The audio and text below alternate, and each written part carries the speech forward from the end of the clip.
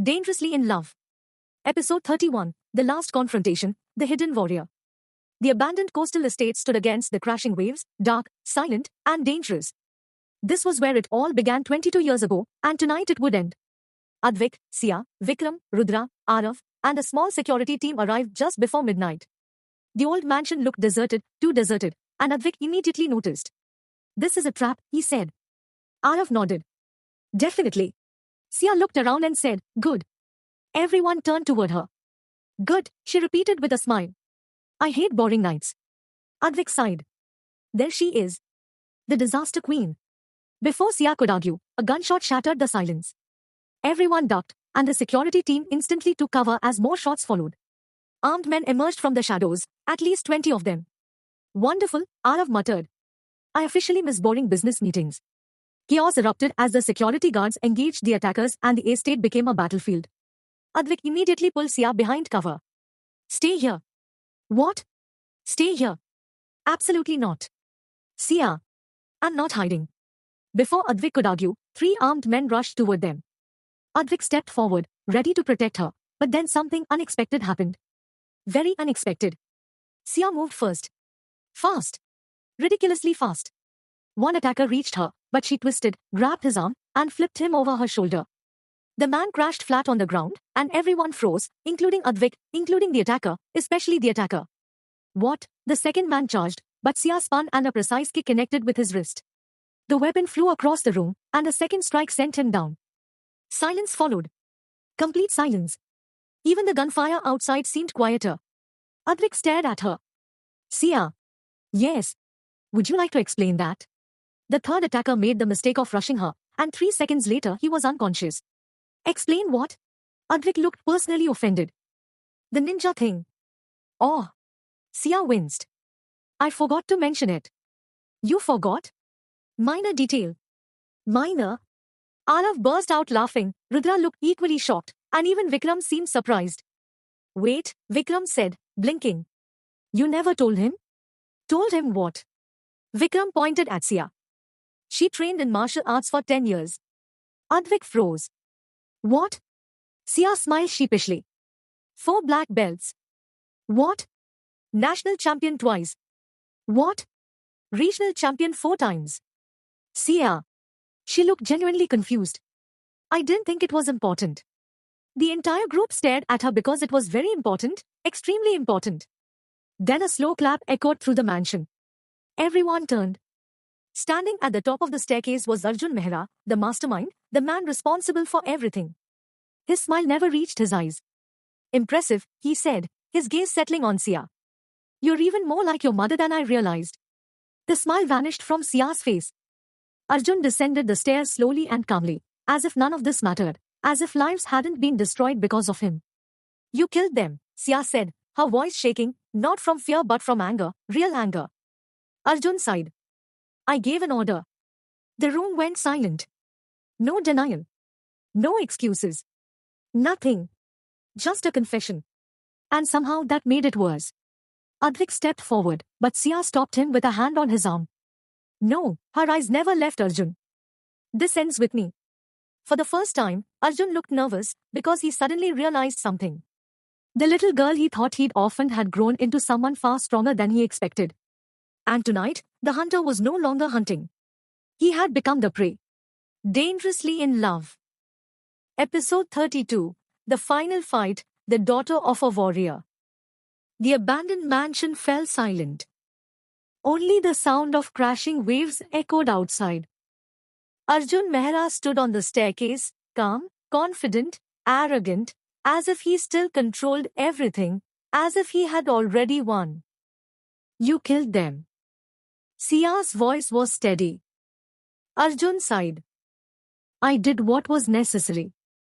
The words hit like a slap. Necessary. He called the deaths of her parents necessary. For the first time, everyone saw pure fury in Sia's eyes. Not sadness. Not fear. Rage. "You destroyed lives." Arjun shrugged. "That's business." Advik immediately moved forward, but Sia stopped him. "No." "Sia." No. Her gaze never left Arjun. This is mine. Suddenly, several hidden gunmen appeared from the upper floor, weapons aimed directly at the group. Arjun smiled. Unfortunately, I don't share your sense of honor. The situation turned dangerous instantly. Very dangerous. 20 weapons. One wrong move. Game over. Arjun looked at Sia. Your parents should have stayed quiet. Wrong thing to say. Very wrong thing to say. Because something inside Sia snapped. One of the gunmen stepped closer. Big mistake.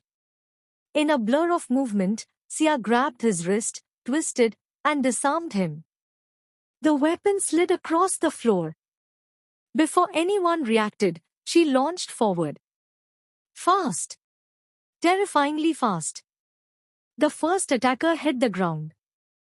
The second followed. Then the third. Chaos exploded. Gunmen rushed forward.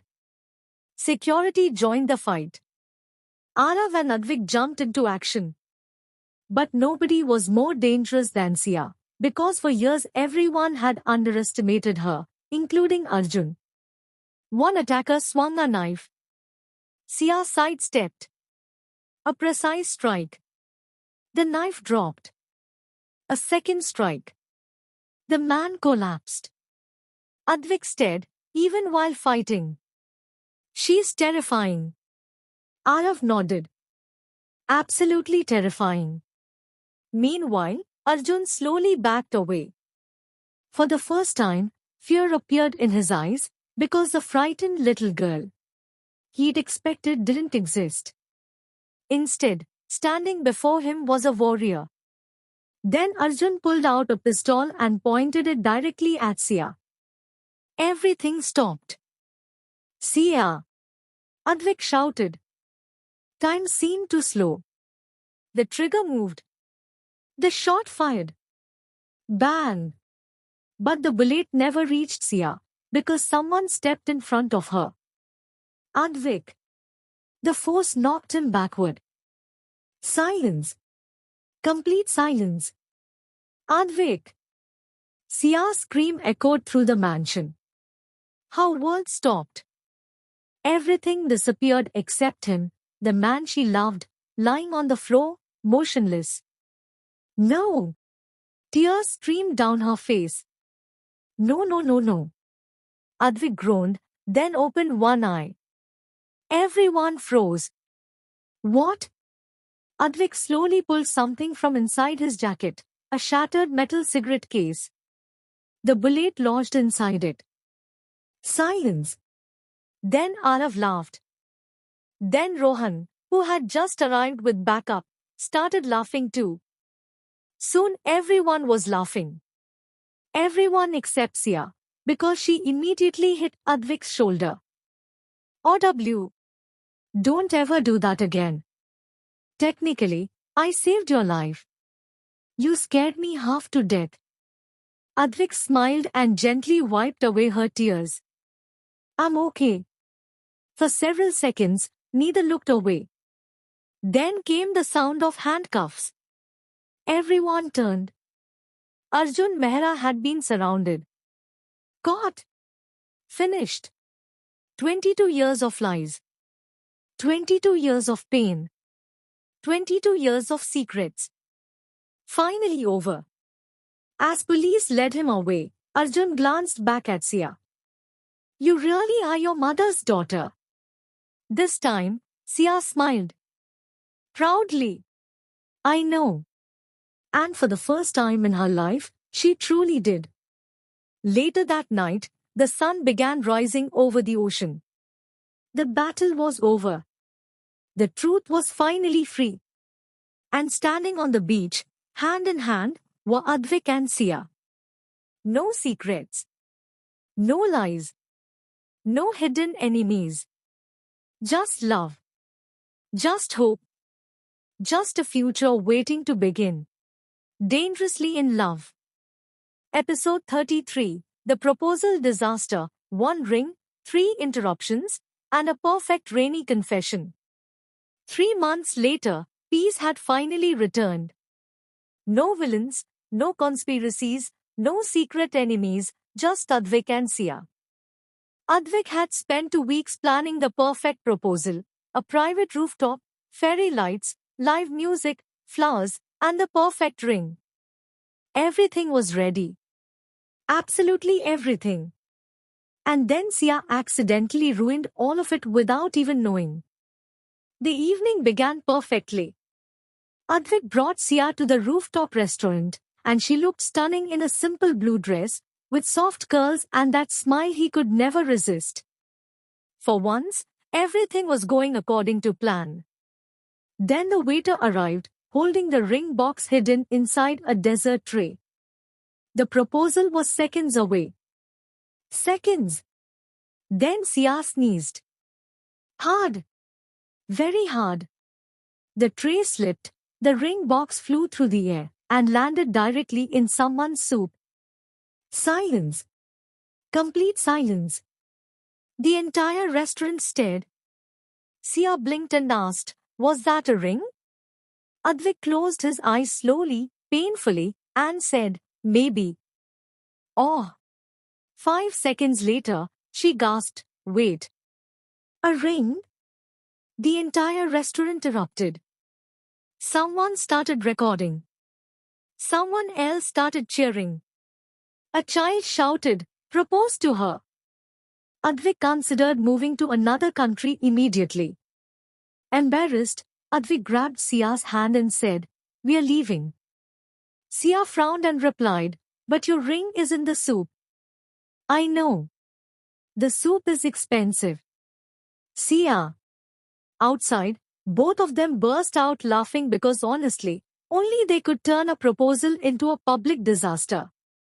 As they walked through the city streets, dark clouds gathered overhead, and then came the rain, a sudden monsoon shower. Within seconds they were soaked. People rushed for shelter, but neither of them moved. Instead, they stood in the middle of the empty street laughing, rain falling around them, the city lights reflecting on the wet pavement. It was beautiful, simple, and perfect. And suddenly, Advik stopped laughing. His expression changed, softened. "Sia." She looked up, the rain shimmering in her hair. "What?" For a moment, neither of them spoke. Then Advik reached into his jacket. Miraculously, the ring box survived. "How?" Sia asked. "Years of business meetings," he said. "Fair." Slowly, he got down on one knee in the rain, on a wet street, with no fairy lights, no music, and no audience, just them. And somehow, it felt more perfect than the original plan. "Sia Roy," he said, his voice warm, steady, and filled with love. "You turned my life upside down." She laughed through tears and said, "Sorry. Don't apologize." He smiled. "You made me laugh. You challenged me. You scared me with your secret ninja skills." Sia grinned. "And every day with you became my favorite day." Tears filled her eyes because she knew this wasn't a prepared speech anymore. This was his heart, raw, honest, real. "I don't want a life without you. I don't want adventures without you. I don't want boring days without you either." The rain continued falling, and neither of them noticed. "Will you marry me?" he asked. The world seemed to stop for one perfect second. Then Sia cried, a lot, an alarming amount, and threw herself into his arms. "Yes." Advik laughed. "Is that a yes?" "Yes, you idiot." He slipped the ring onto her finger, and before either of them could say another word, Sia kissed him right there in the rain while the city glowed around them. For the first time in years, no danger remained, no secrets remained, no pain remained. Only love. And a future they would build together, hand in hand, forever. Dangerously in Love. Episode 34. The Wedding Chaos, Bridezilla? Groomzilla? Or just Sia being Sia? 6 months later, the wedding of the year had arrived. Every major business family, every close friend, every relative, and unfortunately every family member with an opinion had gathered, especially about the wedding. I prefer white roses. I prefer red roses. Gold decorations. Silver decorations. Traditional music. Modern music. Sia sat in the middle of the chaos, staring into space and questioning every life decision that had brought her here. Why are weddings so complicated? Nana patted her shoulder. Because families exist. Fair. Meanwhile, across the mansion, Advik was suffering too. 3 designers, 2 stylists, 1 very enthusiastic grandmother, and absolutely no escape route. Try this sherwani. No, this one. No, this one. Still no. His grandmother narrowed her eyes. You negotiated billion-dollar deals. Yes. And you're losing a battle against fabric. Yes. The wedding morning finally arrived, and the entire venue looked magical. Crystal chandeliers glowed overhead, thousands of white roses decorated every corner, and golden fairy lights sparkled like stars.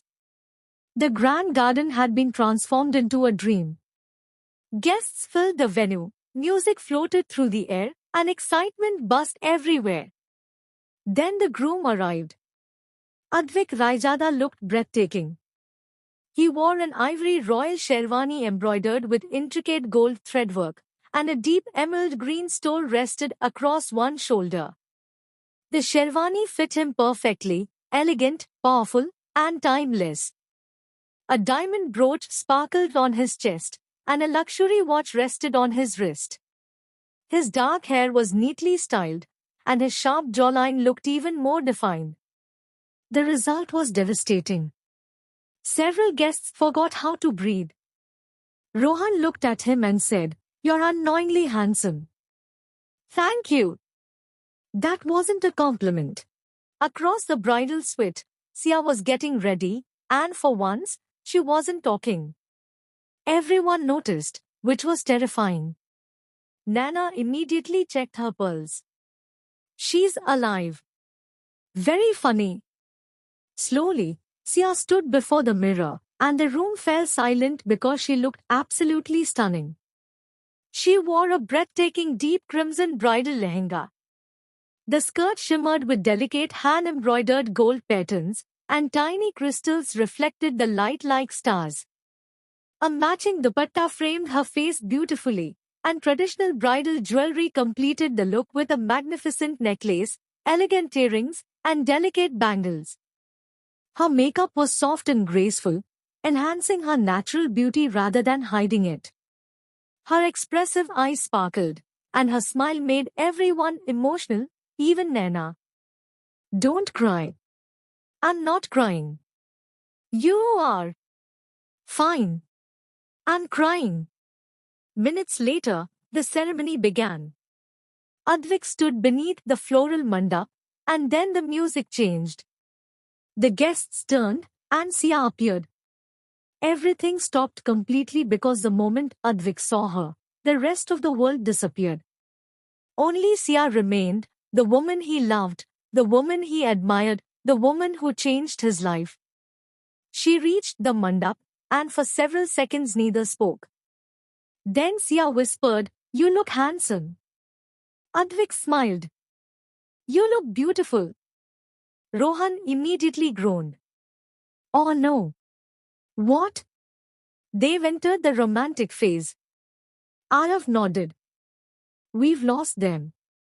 Everyone laughed. The ceremony continued beautifully with the vows, the blessings, and the laughter. Everything felt perfect until Sia accidentally stepped on her lehenga and nearly fell directly into Advik. The guests gasped, and Advik caught her instantly. Silence followed, then Sia smiled, Still saving me. Advik laughed. Always. The crowd erupted into cheers. As the final wedding ritual ended, the priest smiled and said, "You are now husband and wife." For one beautiful moment, everything felt complete. Their journey, their love, their story. Finally. But knowing Sia and Advik, peace would never stay for long. Because during the reception, a mysterious wedding gift arrived. No sender. No name. Only a small card attached. And written on it were 4 curious words, "For your honeymoon adventure." Sia's eyes lit up instantly. Advik immediately looked worried. Because whenever Sia became excited, chaos usually followed. Dangerously in love.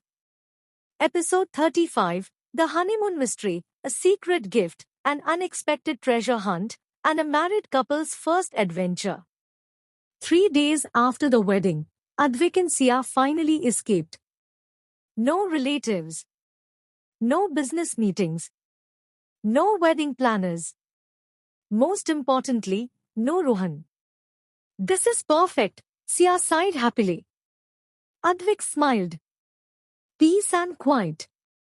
5 seconds later, Sia jumped onto the hotel bed.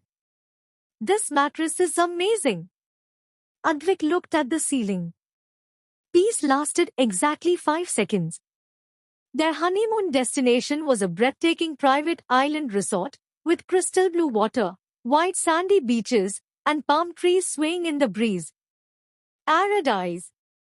The mysterious wedding gift had included luxury tickets and a handwritten note.